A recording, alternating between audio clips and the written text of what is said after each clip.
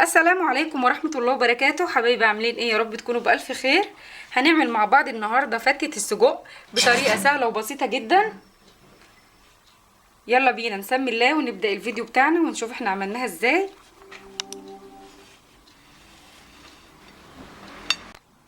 عندي هنا العيش بتاعي انا مقطعاه كده مكعبات، حطيت عليه معلقة من السمنة وهدخله الفرن. عندي بعد كده طاسة على النار فيها شوية من الزيت، هبتدي بقى انزل بالسجق بتاعي واحمره.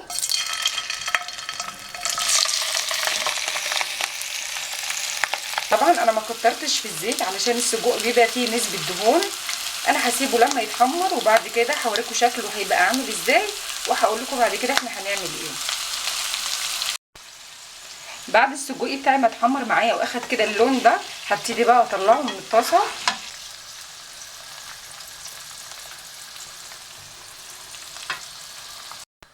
في نفس الطاسه اللي حمرنا فيها السجق هنزل بمعلقه كبيره من الثوم.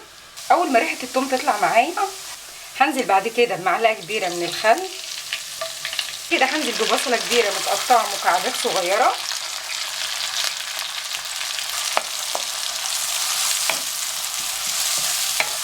يا دوب البصله بس تدبل معايا، انا مش عايزه احمرها، انا عايزاها تدبل بس. بعد كده هنزل بمعلقه كبيره من الصلصه.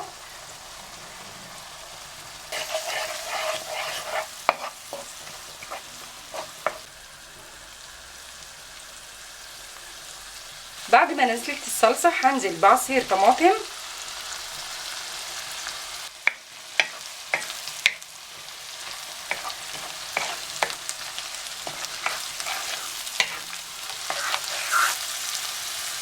واخر بقى حاجه هضيفها التوابل، ملح وفلفل وكمون وشويه من الشطه.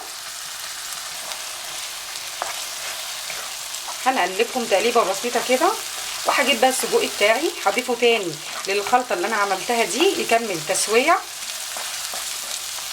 يا دوب 10 دقايق واطفي عليه. طبعا ممكن تضيفي فلفل الوان لو حابه، بس في الوصفه دي انا مش هحط فلفل الوان. لو هنعمله في سندوتشات في عيش بلدي او حاجه ممكن نضيف فلفل الوان، لكن فتة السجق ممكن تحطي وممكن ما تحطيش حسب رغبتك، يعني زي ما تحبي.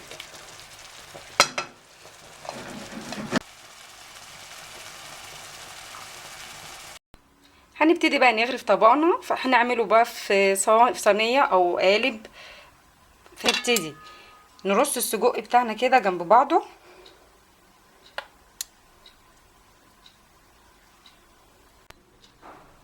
بعد ما رصيت السجق بتاعي كده في قعر القالب كده بالشكل ده، هضيف بقى طبقه من الرز.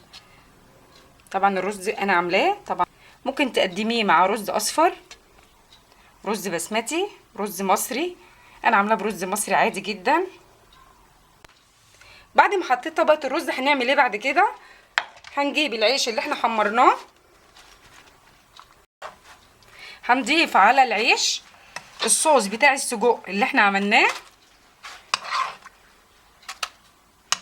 هيدي للعيش طعم في منتهى الجمال، بيبقى حلو جدا. بعد ما ضفت الصوص للعيش هجيب بعد كده القالب بتاعي اللي احنا غرفنا فيه، هضيف طبقه العيش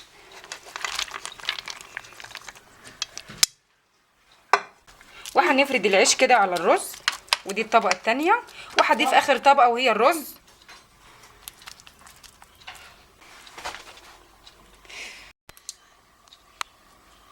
هنضيف اخر طبقه بقى الرز. هنبتدي بقى يا حبايبي نقلب الطبق.